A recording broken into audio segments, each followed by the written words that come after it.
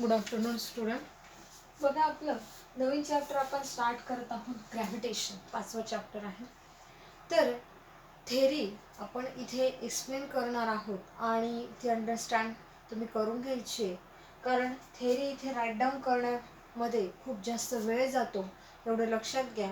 आणि व्हिडिओ संपल्यानंतर टाकल्यानंतर मी त्या व्हिडिओच्या ज्या काही नोट्स असतील ते फोटो काढून तुम्हाला मी पाठवणार आहे. त्या तुम्ही वेळच्या वेळी व्यवस्थित आपल्या फिजिक्सच्या नोटबुकमध्ये राईट डाऊन करायचे आहे, हे लक्षात घ्या. बघा आता याच्यामध्ये आपण ह्या चॅप्टरची इंट्रोडक्शन आधी सुरुवातीला घेणार आहोत. बघा इंट्रोडक्शन.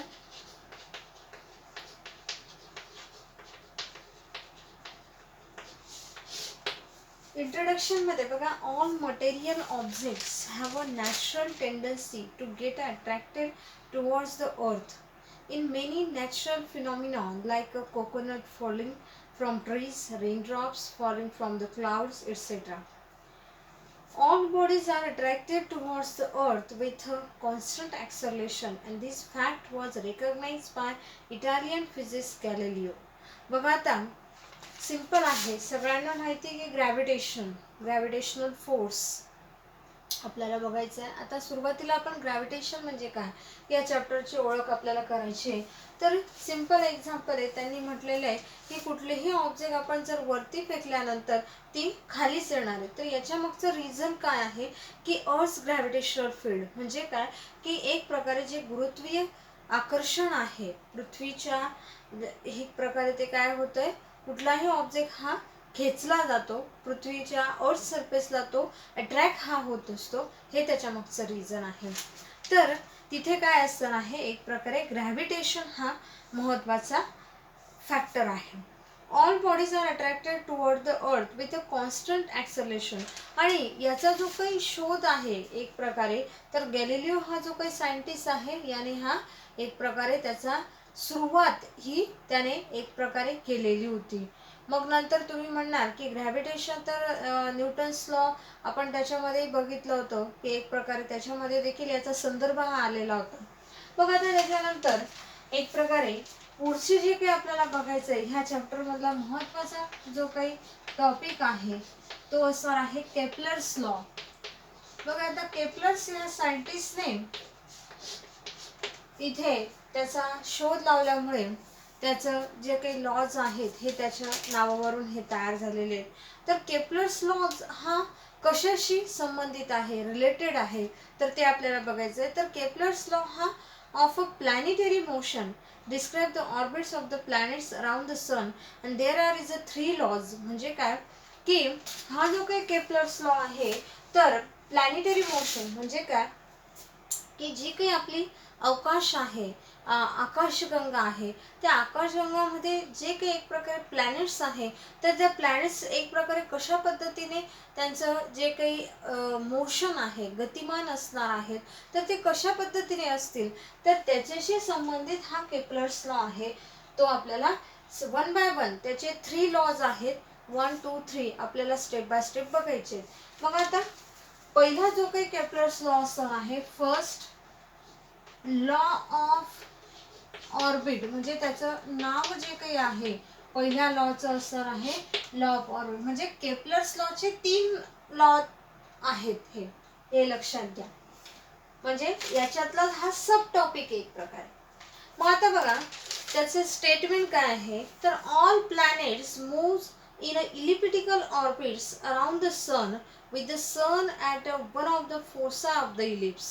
बघा आता की ह्या स्टेटमेंटचा आपण एक डायग्राम वरून आपण एक्सप्लेन करून घेऊ की रफली डायग्राम मी तुम्हाला काढते, नोट्समध्ये तुम्हाला त्या व्यवस्थित एक प्रकारे दिसतील. तर इथे एस आहे, इथे ओ आहे, इथे S1 आहे, इथे P आहे आणि इकडे ए आहे आणि इथून इथपर्यंत वाईज बी आहे आणि इथून इथपर्यंत, म्हणजे हे वेगवेगळे डिस्टन्स आहेत, हे लक्षात घ्या. तर इथे एक प्रकारे ओ हा जसं काही सेंटर आहे आणि ओ हा सेंटर म्हणजे काय एक प्रकारे सन आहे आणि त्या सन म्हणजे काय त्या सूर्याचे इथे एक प्रकारे हे काय आहे त्याच्या भोवती वेगवेगळे जे काही ग्रह असतील, तारे असतील, ते त्यांनी दर्शवलेले. एक आपण ॲझ्युम करणार आहोत, मानून घेणार आहोत. ॲक्च्युअलमध्ये तिथं आहे का ते नाही. आपल्याला स्टेटमेंट समजून घ्यायची, हे लक्षात घ्या की ऑल प्लॅनेट्स म्हणजे सर्व जे काही प्लॅनेट्स आहेत मूव्ह इन, ते कशा पद्धतीने आहेत, कुठल्या एक प्रकारे त्यांची जी मोशन असणार आहे तर इलिप्टिकल. म्हणजे काय, हा जो शेप आहे ह्या शेपला त्यांनी काय म्हटलेलं आहे, इलिप्टिकल शेप. म्हणजे ते जे काही आहे त्यांचे मोशन ही कशी असणार आहे, एक प्रकारे इलिप्टिकल असणार आहेत अराउंड द सन. आणि कोणाच्या भोवती असतील ते, सूर्याच्या भोवती. म्हणजे मेन सेंटरला हा काय असणार आहे, एक प्रकारे सूर्य असणार आहे. आणि ॲट वन ऑफ द फोसाय, फोसाय म्हणजे काय, त्याचा एक प्रकारे मध्यभाग किंवा त्याचा main point of the ellipse. अशा पद्धतीने त्यांनी हा फर्स्ट लॉ दाखवलेला आहे आपल्याला. नंतर the orbit of planet around the sun is shown in figure. म्हणजे काय की ऑर्बिट म्हणजे काय, कक्षा. ओके, तर ज्या काही वेगवेगळ्या कक्षा आहेत, आता इथे दर्शवलेल्या आहेत, ही फर्स्ट एक प्रकारे कक्षा आहे, ऑर्बिट आहे.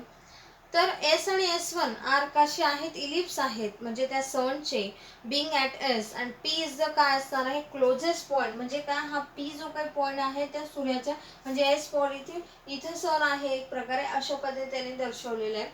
आणि is the furthest point from S and is called as a एलिफियन. आणि P A is the major axis. म्हणजे काय, मेजर जो काही ॲक्सिस आहे त्याला ट्वाइस ए म्हटलेले त्यांनी. आणि जो काही नंतर असणार आहे सेमी मेजर ॲक्सिस हा ए घेतलेला आहे, फक्त ए. ओके, आणि त्यानंतर M N is the minor axis. Minor axis हा काय असणार आहे, ट्वाइस बी असणार आहे. आणि MO and O N are the semi minor axis. Semi minor axis फक्त बी हा घेतलेला आहे. अशा पद्धतीने आपण फर्स्ट लॉ बघितला. त्याच्यानंतर बघा आता आपल्याला बघायचं second law, law of areas. Law of areas याच्यामध्ये आपण बघा फर्स्ट सेकंड लॉ आपल्याला बघायचं की the line that joins a planet and the sun sweeps equal areas in equal interval of time. बघा आता ह्या लॉ मध्ये त्यांनी काय सांगितलेलं आहे की बघा इथे आपण एक डायग्राम वरूनच ते एक्सप्लेन करू. ही एक डायग्राम आहे. ह्या डायग्राम मध्ये एक प्रकारे हा सन आहे, इथून इथपर्यंत असा त्यांनी दर्शवलेला आहे. आणि इथून एक प्रकारे या पद्धतीने ती त्याची रेडियस आहे. इथे हे या पद्धतीने त्याचं रोटेशन हे होणार आहे. आणि त्यानंतर इकडे हा पी वेक्टर आणि इकडे पी आहे. म्हणजे काय की द लाईन जी काही आहे आपण इथे ड्रॉ केलेली आहे, जॉईन अ प्लॅनेट. म्हणजे काय की त्या प्लॅनेटला जोडणारे जे काही लाईन असणार आहे. And the sun sweep. Sweep म्हणजे काय, एक प्रकार एका ह्याच्यातून दुसऱ्या ह्याच्यात स्वीप होणे. म्हणजे काय, जाणे, एक प्रकार जंप मारणे. तर इक्वल एरियाज म्हणजे तो कशा पद्धतीने होतोय, तो इकडे जेवढा एरिया हा इकडे एक प्रकारे दर्शवला जातोय, तर तो नंतर इकडे दुसऱ्या याच्यात पण तेवढाच एरियामध्ये तो दर्शवला जाणार आहे. Is a equal interval of time. आणि त्याला लागणारा कालावधी, टाइम म्हणजे काय, कालावधी देखील हा समान असणार आहे. आता अशा पद्धतीने आपण सेकंड लॉ देखील बघितला. तर केप्लर्स ऑब्झर्व दॅट की planet is a do not move around the sun with uniform speed and they move is a faster when they are is a nearer to the sun, while they move slower when they are is a further from the sun. This is explained by this law. म्हणजे काय की second law त्यांनी अशा पद्धतीने अजून explain केला. म्हणजे ही आपण आधी सुरुवातीला स्टेटमेंट बघितली आणि त्याच्यानंतर त्याचं एक्सप्लेनेशन आहे आणि डायग्राम आहे. तर एक प्रकारे त्यांनी असं सांगितलेलं आहे की सेकंड लॉ मध्ये एक प्रकारे त्याचा जो काही सन आहे तो युनिफॉर्म मोशन मध्ये असणार आहे, एक समान गतिमान असणार आहे, हे लक्षात घ्या. त्याच्यानंतर बघा आपल्याला बघायचं तिसरा लॉ. तिसऱ्या लॉ मध्ये काय बघायचंय की law of period. Law of periods.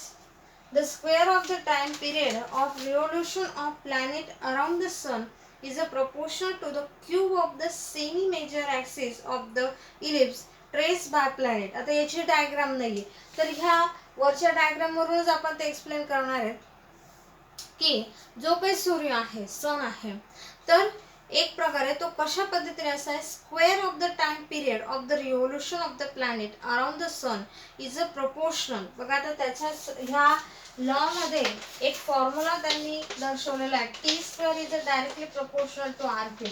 म्हणजे काय की त्याला लागणारा जो काही कालावधी आहे, टाइम आहे, हा त्याचा कसा असणार आहे, स्क्वेअर असणार आहे. तुम्ही म्हणणार की स्क्वेअर म्हणजे काय, तो या पद्धतीचा नाही, तो जॉमेट्रिकल शेप मधला स्क्वेअर नाहीये, तर इथे एक प्रकारे हा स्क्वेअर आहे, म्हणजे टाइमचा स्क्वेअर झालेला आहे. तो कसा असणार आहे, डायरेक्टली प्रोपोर्शनल, म्हणजे हे साइन आहे, म्हणजे ते इक्वल असणार आहे कोणाशी, तर ते जे काही डिस्टन्स आहे आर, त्याचा काय असणार आहे, क्यूब असणार आहे.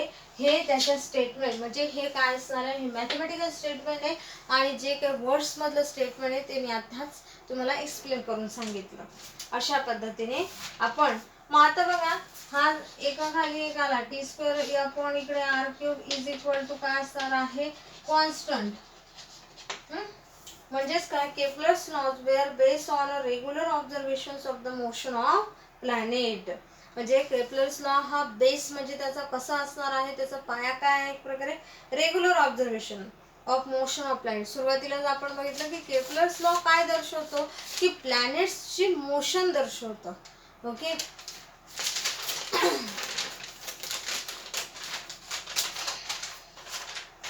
त्याच्या पुढचा जो काही टॉपिक आपल्याला बघायचा आहे तो देखील अतिशय महत्त्वाचा आहे. तो असणार आहे युनिव्हर्सल लॉ ऑफ ग्रॅव्हिटेशन. बघा, आता आपल्या टेक्स्टबुकमध्ये खूप सारी थेरी आहे, तुम्हाला ती एवढी थेरीची आवश्यकता नाही आहे. तुम्हाला ह्या नोट्स देण्यामागचा हेतू काय आहे, की तुम्ही जो पण टॉपिक एक प्रकारे एक्झामच्या दृष्टीने करणार, तर तो अगदी व्यवस्थित प्रिपेअर करायचा आहे आणि अगदी सोप्या भाषेमध्ये आणि अंडरस्टँड होईल अशाच पद्धतीने ह्या नोट्स काढून मी तुम्हाला देते. कारण टेक्स्टबुकमध्ये खूप सारी थेरी आहे, त्यामुळे तुम्ही कन्फ्यूज होणार आणि एकापेक्षा अधिक एक्झाम्पलही जास्त आहेत आणि ॲडिशनल लॉज आहेत आणि ॲडिशनल डिस्क्रिप्शन आहे, तर त्याची आवश्यकता नाही आहे.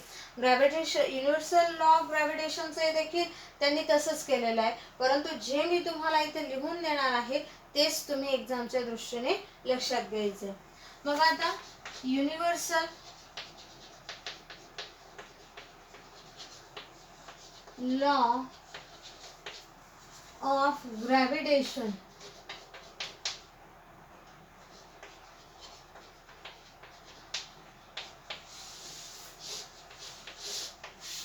मग आता याची स्टेटमेंट काय आहे, तर every particle of matter attracts every other particle of matter with a force which is directly proportional to the product of their masses and inversely proportional to the square of the distance between them.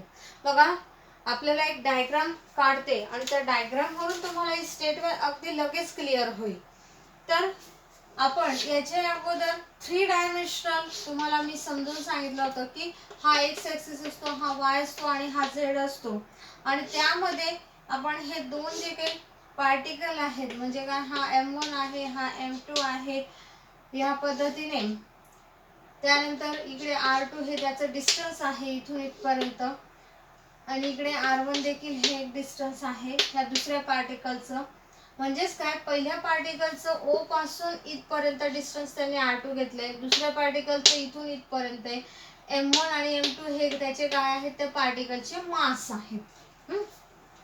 तर आपल्याला आता statement बघायची परत एकदा, की every particle, simple आहे की हा चॉक देखील एक ऑब्जेक्ट आहे आणि त्याच्यामध्ये सुद्धा डस्टचे पार्टिकल आहेत.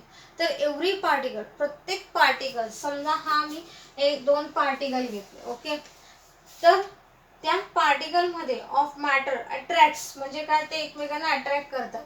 तर एव्हरी अदर पार्टिकल म्हणजे दुसऱ्या पार्टिकलला ऑफ मॅटर विथ फोर्स, त्यांच्यामध्ये कुठला फोर्स असणार आहे, तर एक प्रकारे अट्रॅक्टिव्ह फोर्स असणार आहे. याच्या मागच्या चॅप्टरमध्ये आपण बघितलं हे force which is a directly proportional. ते कसं असणार आहे, directly proportional to the product of their masses, म्हणजे त्यांचे जे काही मास आहे, ओके, याला इथे आपण M1 म्हणू, इकडे M2 म्हणू, तर ते जे काही हे मासेस आहेत प्रपोर्शन टू द प्रॉडक्ट, आणि इन्व्हर्सली प्रोपोर्शनल काय असणार आहे, त्याच्या डिस्टन्सचा square of the square of the distance. याच्या आधीच्या चॅप्टरमध्ये आपण हेच डायग्राम तुम्हाला मी क्लिअर केलेली आहे, तेच परत पुढच्या चॅप्टरमध्ये डीपली थोडं आलेलं आहे, डायग्राम वगैरे आणि डेरिव्हेशन आहे.